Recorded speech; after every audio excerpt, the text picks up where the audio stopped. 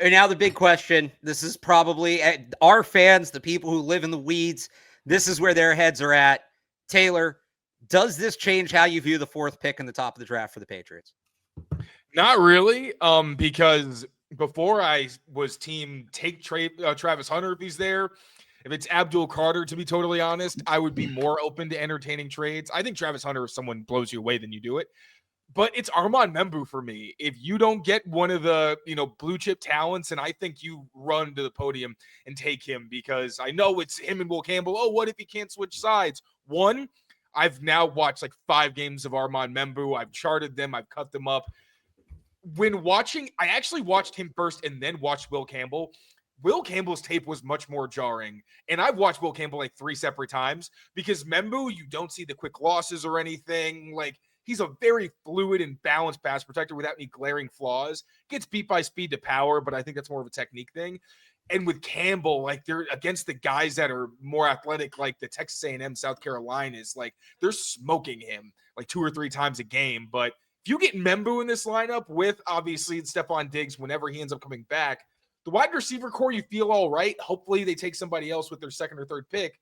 But if they can get their left tackle situation sorted out, I think this is an offense where you're like, yeah, okay, I think they can not bad enough for their defense to help them maybe get into a wild card spot. Brian? He took the words right out of my mouth. Nothing changing. If Carter or Hunter are there, that's still the pick. And as I've kind of been on for like the last week or so, Membu would be my choice at 4. If no one else is, if those 2 guys are gone, if no one's calling, if the phone lines are quiet, like I'm going Membu. I like him more than Campbell. I'm willing to try and flip him over with that athletic profile, everything that Taylor just said about him. So nothing that this move really did. Maybe on date, like if you go that route on day 2, maybe you're looking more at a tight end instead of a receiver in that area, but nothing at the top of the draft that this signing really changed for me. Mike? So here's my my Brian Widhorse fingers. Why did they do that type of thing going on in my head? Now, this came 20 minutes to a half hour after the Russell Wilson deal in New York. Yeah. Maybe, just maybe, that the Patriots front office knows that they're not taking Shedeur Sanders. And now Adam Schefter said that it wouldn't change their minds, but maybe the Patriots realized that Travis Hunter wasn't going to fall to them anymore and that they had to go get their wide receiver now. So what is this? Gross. Oh, Russ and it's ugly. DeVito, him, and Jameis. All right, Jameis, Russ, and Shedeur is a quarterback room. Like, it's funny. It's funny is the word for it. Now they're trying to see if Brian Dable will just quit. Hey, DeVito's there too. So there's 4 guys there. Well, Brian will be the only one who gets this.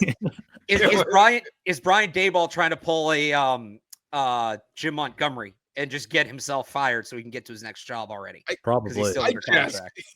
I was when I saw the notification, I was just like, does Daboll have any input in these moves? Like, what is going on? I hope so. He's coaching for his job. I'll say this about the draft. Well, kidding aside about the trickle-down effect, I don't think that, Russ and Jameis going there actually changed the Patriots' moves, but Diggs comes here. I still think you need help at wide receiver because this isn't a long-term solution. So if Travis Hunter's there, you take him. I don't think it should change anything now. And even if you don't take a Membo or don't take a Campbell and you do trade back, I would still have Ted McMillan on your board and on the table. That doesn't change that either. I think that that's still a need. So you have to do what's best for the team. You have to do what's best for, obviously you have to do what's best for the team. But as far as like best player available, that should still be your track at that point. If they can get Hunter and it's Diggs is the undersized X, I guess, essentially. Hunter is the Z and Pop in the slot, but Diggs doing more of that middle of the field stuff. That's a pretty good group.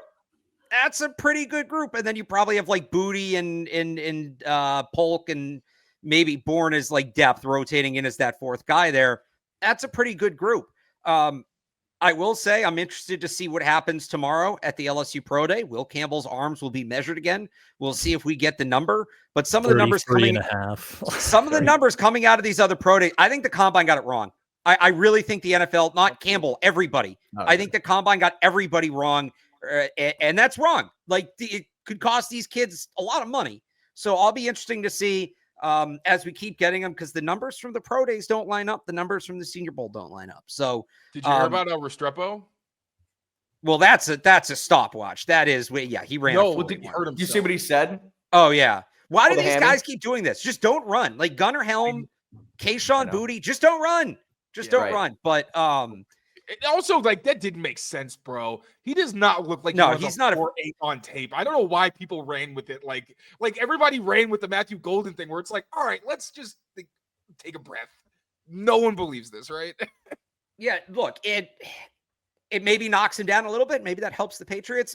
So back to Diggs again. I think you add Hunter to the wide receiver room as long as you address tackle with the next pick, especially if it's trading up, you're in good shape. It definitely makes a Carter pick a little easier to swing the rest of the draft because you're not as reliant on wide receiver. This is where I'd say it's the biggest adjustment for me. I don't know that I need them going like late day 2, early day 3 receiver and just adding another body to that crowd. I don't know how much that, like at 77, you can get, maybe an edge rusher who's going to make an impact this year, a safety who's going to make an impact this year. Maybe you get a starting guard there, right? Or you just get another wide receiver who's kind of on that level with Polk and Baker and Boutte and Bourne, and he just gets lost in the wash. So, like, I'll give you one. I'll hurt myself on this take. I don't know how much sense Kyle Williams makes for the Patriots. A guy like that makes for the Patriots at this point because he's going to be right in that group, right? A guy like Torrey Horton, a guy like Jack Betch, good players. But don't the Patriots kind of already have guys that answer the questions that those guys answer?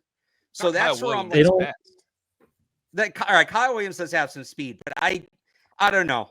At that point, go later and get like a Tez Johnson or just give Polk another chance. Felton. Like you drafted him in the second round last year. Why draft a guy in the 3rd or 4th round this year to just try to make that work? Like, just try to make Polk work and use that pick at another position. Andre Weingarten thinks that Jalen Polk can play X, which would be huge. Well, it'd be great if if they have Hunter, Diggs, and Douglas all on the roster and healthy. That's the clear top 3, right? Yeah.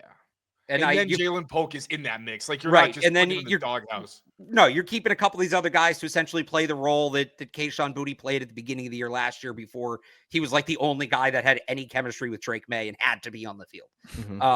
So that's an instant reaction to Stefon Diggs. The Patriots had Christian Gonzalez and Drake May fall into their laps in consecutive first rounds. But could lightning really strike a third time and provide one or both of these young blue chip players' dynamic partner for the long term? Today, I'm breaking down cornerback / wide receiver Travis Hunter, whether or not he should be a lock for the Patriots if he falls to the 4th overall pick, and where exactly he should spend most of his time if he ultimately lands up in New England. Hunter played a nearly even split of corner and receiver during his junior year at Colorado, totaling 776 snaps on defense and 753 snaps on offense, according to PFF. Hunter ranked top 5 among FBS prospects in this draft with 96 receptions, 1,258 receiving yards, and 15 receiving touchdowns in 2024.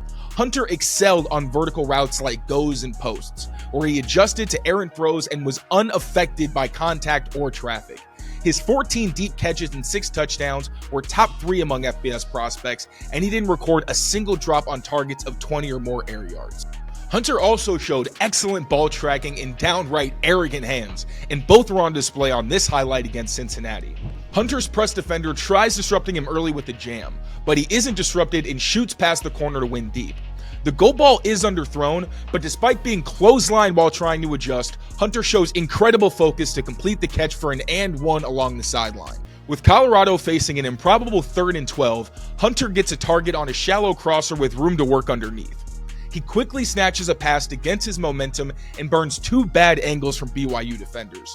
He then sets up a closing linebacker for a juke, pulls away from a safety, and races down the field before ultimately throwing a stiff arm and heading out of bounds. Thank you all so much for watching. Make sure to become a member of Patriots Press Pass on YouTube to get full access to videos like this and much more really fun content. I cannot wait for you to see it.